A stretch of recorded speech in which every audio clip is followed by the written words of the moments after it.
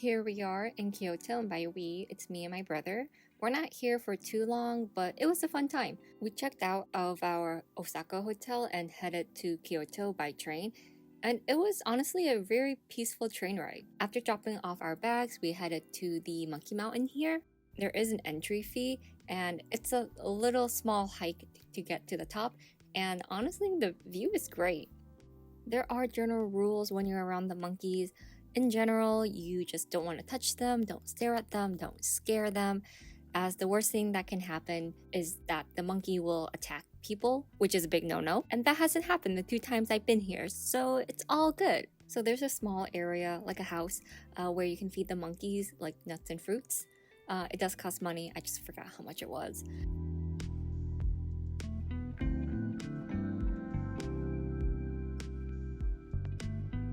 After staying here for a while, we headed back down the mountain to walk around the town near Arashiyama Station. There's lots of restaurants and cafes, omiyage stores, matcha, and bamboo forest, though we quickly saw everything and just left. In my opinions, all the stores here are more interesting to explore. So we took the bus back and we stopped by the Kyoto Pokemon Center just to hang around and buy a couple Kyoto special Pokemon items.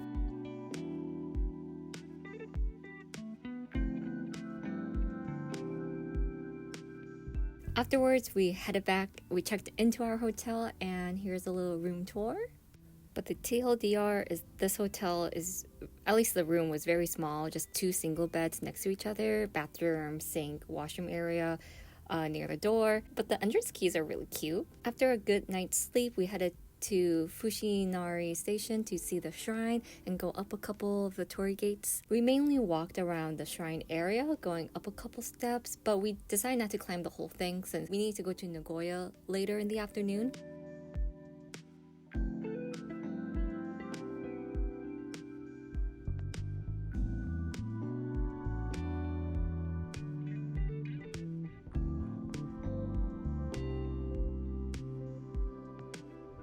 So we headed back down to the town area to look around the stores, their items, and eat a couple of Japanese street food.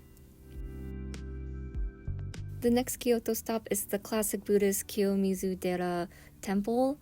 On our way there, we took a slightly different route, but we essentially accidentally climbed on the side where there's lots of family graves. I'm so sorry, but honestly, that walking up was quite peaceful and the view is honestly great. So after entering this temple, you have a chance to try to pick up 2 large staff and shoes, and I know I'm weak, but even Johnny struggled here a bit. Here is the classic iconic shot of the Kiyomizu-dera temple, and you know the classic story of jumping off to make your wish come true. Yeah, we didn't do that, so we made our way to the 3 waterfalls, also known as Oho-wan Otaki Falls. So each of them have a special meaning, either longevity, success at school, or fortunate love life. I have no idea which is which. Also, it is said that you should only take 1 sip from one, as taking more than that is selfish. Plus, you're kind of holding up the line if you do all 3 because the line can stretch for a while. So we made our way back down from the temple to get some lunch, rested for a bit before heading our way to Kyoto Station. Even though we didn't stay here for long, we had a decent time. I didn't realize how massive Kyoto Station is because they have a rooftop area where you can see a lot of the city, and it just goes on for miles, and you can even see the mountain nearby.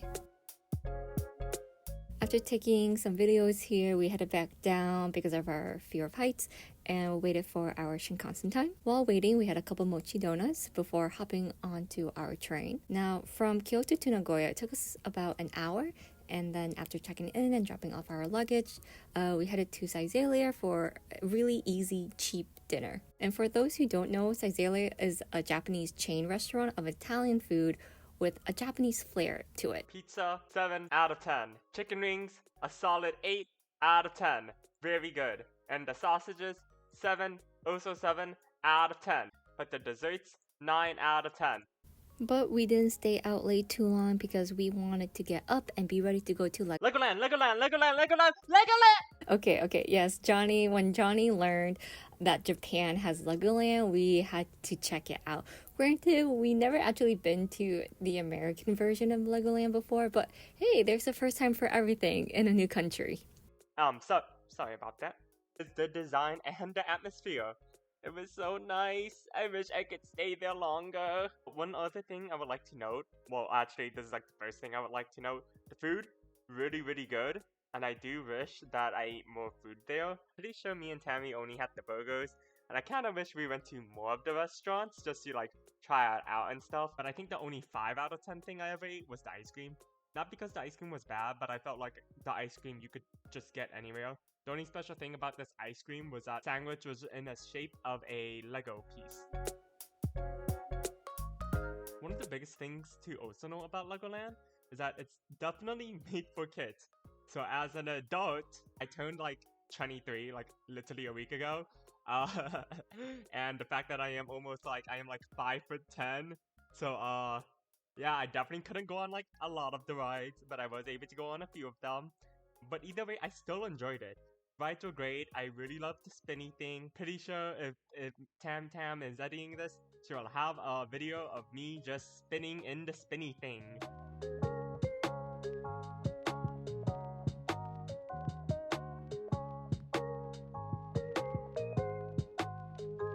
But my favorite part of Legoland is the Legoland Castle area.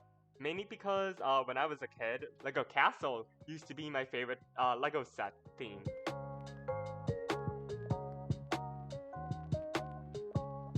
And there was also a 4D video movie theater thing that was also pretty cool too. We also went to a puppet play of Lego Ninjago that I thought was really cool and neat because of how they controlled the puppets.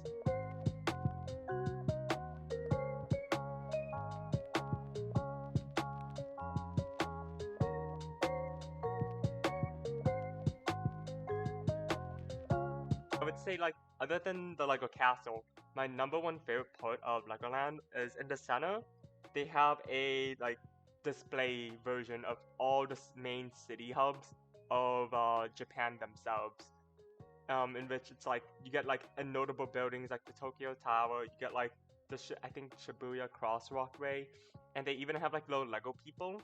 And the really cool thing about it is that like they have these buttons all across the dioramas that when you press it, it moves mechanical parts.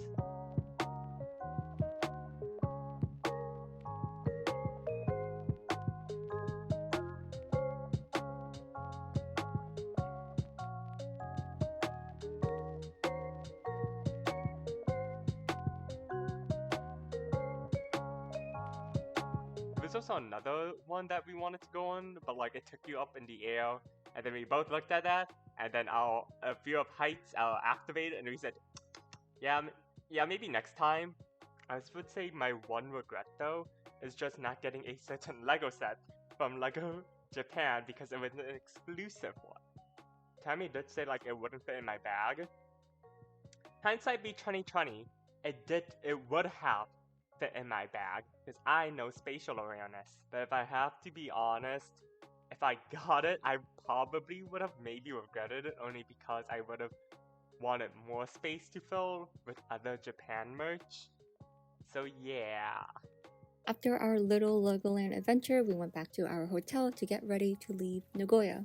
But we weren't going to leave the next morning. Our Shinkansen ticket back to Fukuoka was later in the afternoon to early evening. So in the morning, Johnny tried the super fluffy Japanese pancake, and then we spent the rest of our day at the Science City Museum in Nagoya.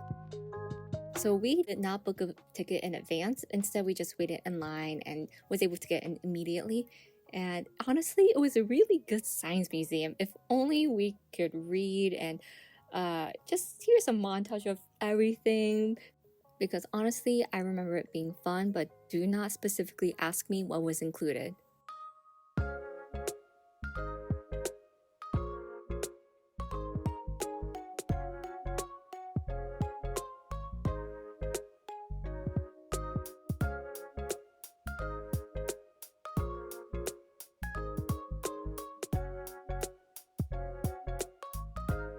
There was also a special exhibit at the bottom floor or basement floor. Again, Don't ask me about it because it's all in Japanese, but there was a lot of dinosaur bones.